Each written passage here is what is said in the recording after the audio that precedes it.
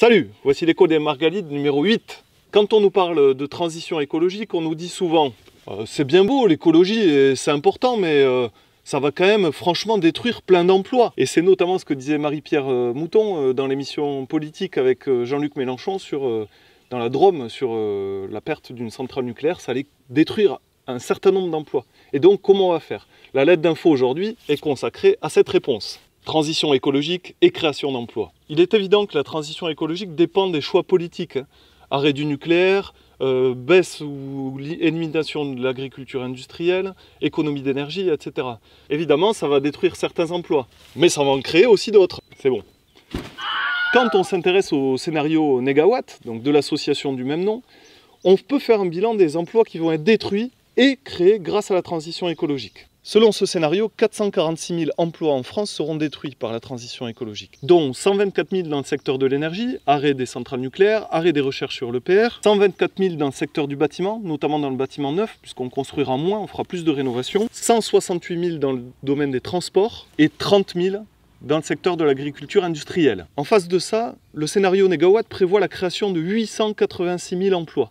Ces emplois vont se retrouver dans les secteurs suivants: 350 000 dans la rénovation énergétique, 130 000 dans le domaine du recyclage, 330 000 dans les énergies renouvelables, 26 000 dans les transports en commun et le ferroviaire, et enfin 50 000 dans le secteur de l'agriculture bio et paysanne.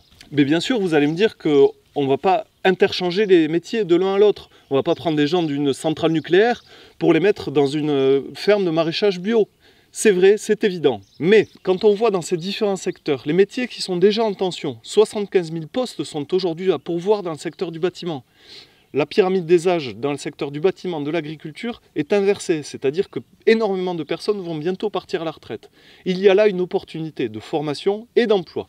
Avec tout ça, les calculs de Négawatt donnent un solde d'emplois de 440 000 emplois à créer, à pourvoir et à développer. C'est pas rien quand même, hein. Et là, dans ces 440 000 emplois, on ne parle que de transition énergétique, d'énergie. On ne parle pas d'économie circulaire, on ne parle pas de traitement des eaux et d'entretien des espaces naturels. Il y a tout un champ d'activités, donc 440 000 emplois qui seront développés uniquement sur le secteur de l'énergie. Vous pouvez retrouver ce manifeste et toutes les informations sur la plateforme emploiclimat.fr. Comme dit dans ses propositions et dans le changement que va engendrer la transition écologique, la formation est au cœur de ce principe et de cette transition. C'est ce que fait 3PA dans le cadre de l'École européenne de la transition écologique, en s'adressant principalement aux jeunes en difficulté. Jeunes en difficulté qui sont aujourd'hui à plus de 40% au chômage, avec 150 000 jeunes qui sortent chaque année du système scolaire sans aucun diplôme, en créant un véritable parcours de formation qualifiante et diplômante pour favoriser et les intégrer et les insérer dans ce secteur de la transition écologique, comme on l'a vu, en fort développement dans les années à venir. Voilà, c'était l'écho des Margalides numéro 8.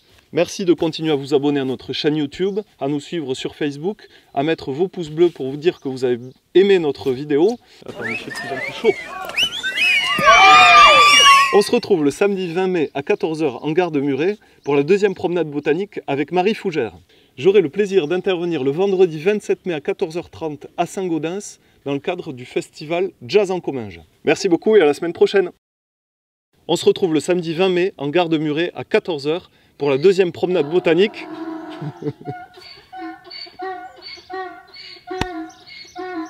On vous avait dit qu'on ferait cette vidéo dans toutes les conditions. Donc je recommence.